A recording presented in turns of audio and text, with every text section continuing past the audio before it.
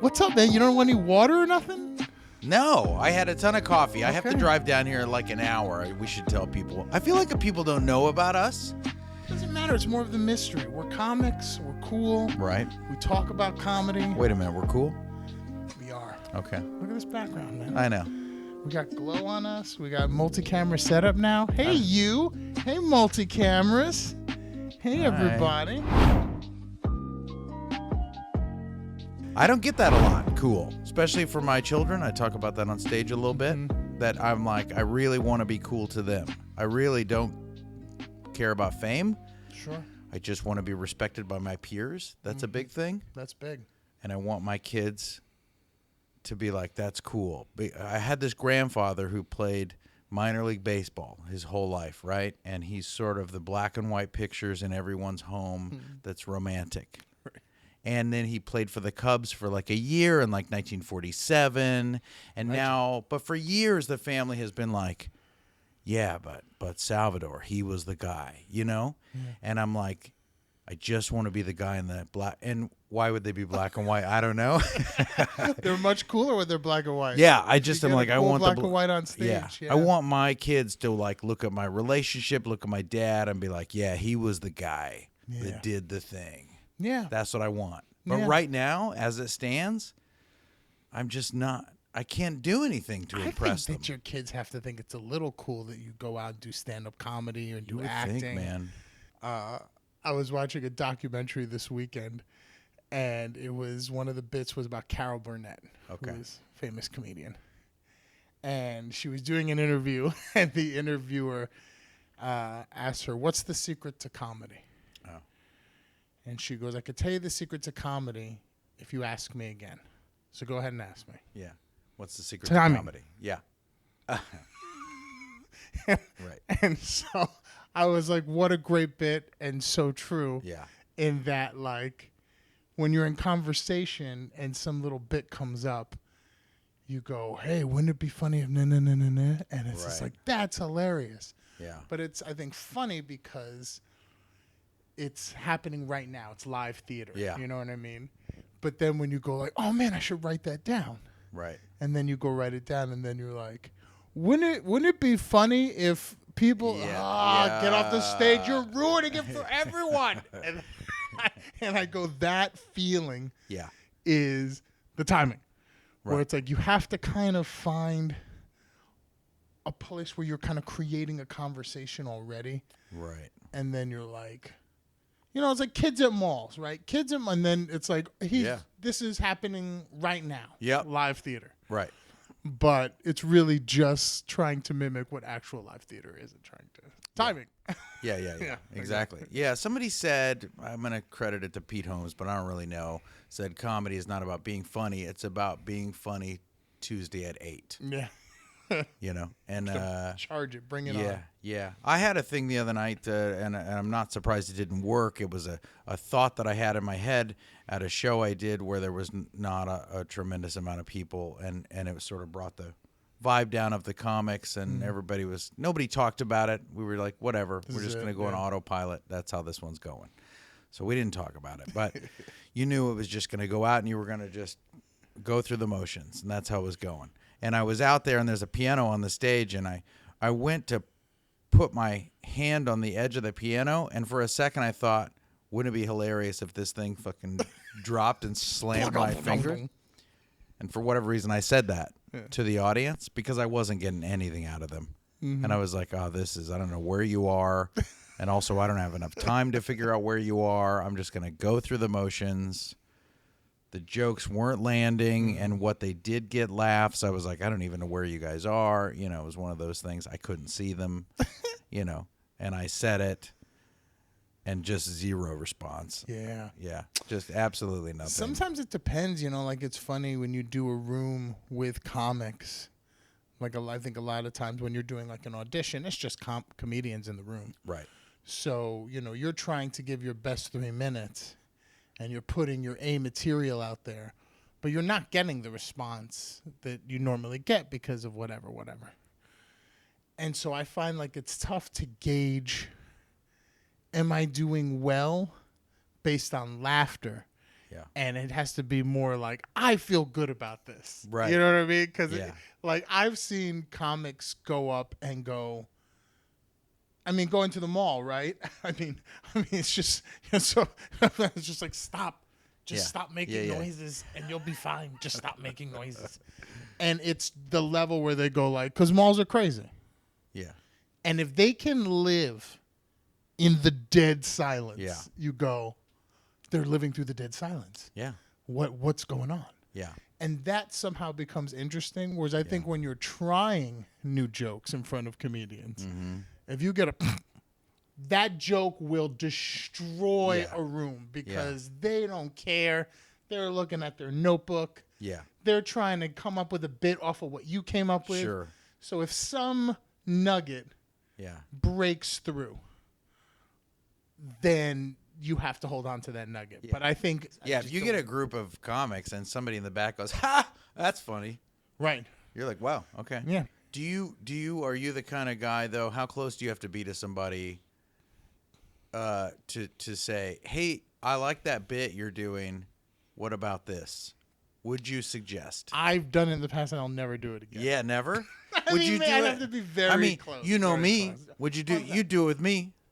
I think I would go more. That's not working. Yeah. Okay. But I don't know if I'd be like, yeah, you should try this. You know. But what I mean? You would be like, yeah, that's not working. Don't do that.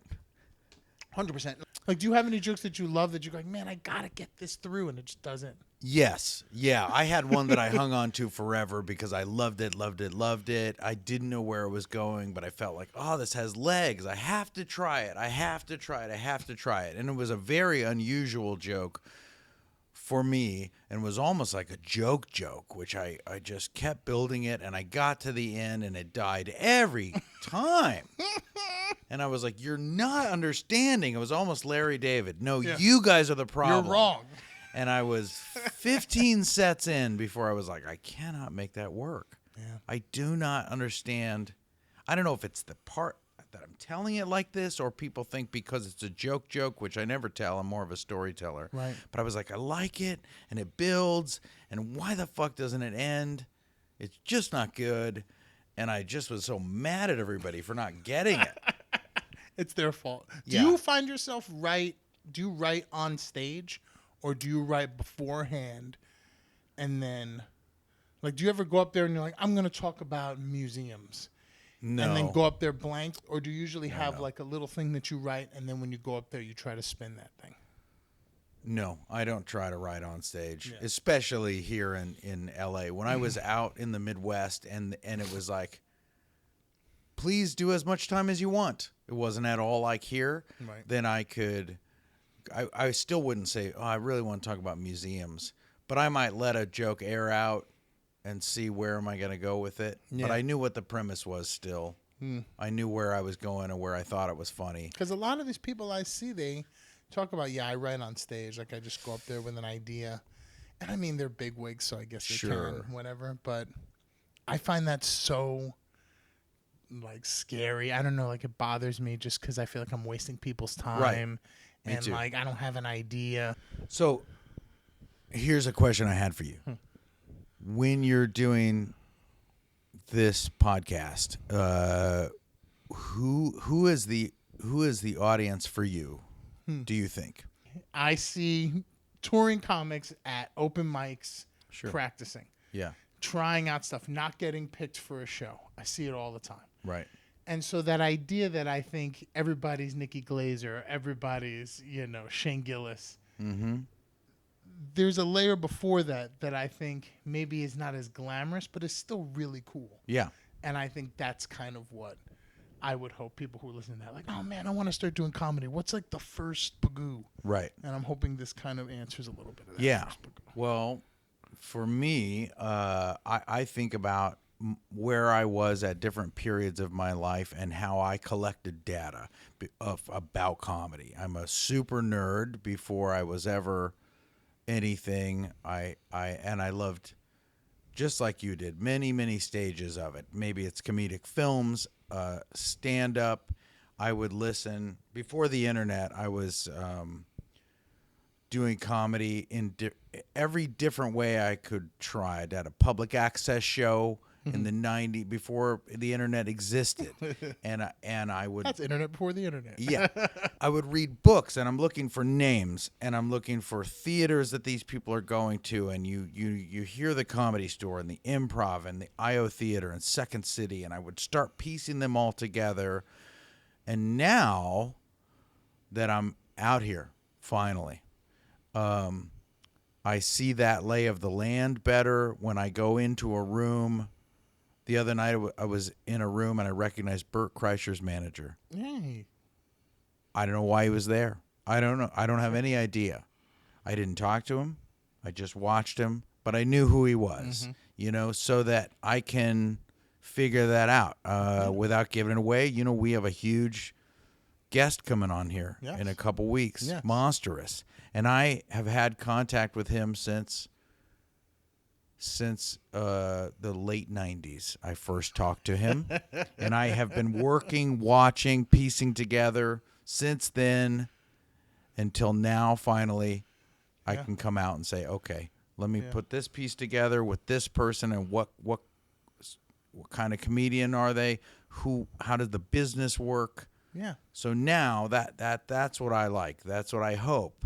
And I think that is in alignment with that, where it's like people want to know a little bit of the inside baseball of the comedy. Gets lost. How's the sausage made? Yeah, how's the sausage made? How's the sausage made? And podcasts have opened that up for people now. We realize, like, people do want to watch. Yeah. It used to be, it was you get the DVD extras. Yeah. If you're a weirdo nerd, I want to see all that. I want you commentary. I want you to talk over the movie that I'm watching. Exactly. That's insane. And I've learned so much from that. That's so the thing. much. I learned so much from those little anecdotal things. Yeah. Because so much like a movie, you can, like, the director's kind of coming across in the movie no matter what it is. Yeah. If it's a murder mystery, if it's a Marvel movie. There's something about them is still coming across. Right. And it's the same thing with comedy, where I feel that you can tell how a person is getting into a joke based on their personality. Like, once you learn about their personality, you go, oh, that's why they're getting into that joke. Like, I like knowing that, because then when I see the comic, I'm getting both the joke and a little bit of behind the scenes. Yeah. Like, listening to Tom Segura's podcast informs his stand-up. Sure. Because it's still funny, but you go, oh, I know who you're talking about when you say your wife. Right. I know what you're talking about, because you tell kids the stories about your kids. So when you're referencing your kids here, I'm kind of getting a little bit of that. I think they're connecting their life too with yours in some way. Even though Richard Pryor had 9 wives and his grandmother ran a prostitute, I can't connect with that really. Yeah. But I'm able to connect with his other things that he's talking about. Have you been dreaming of traveling easy? We all know it starts with a dream and a budget.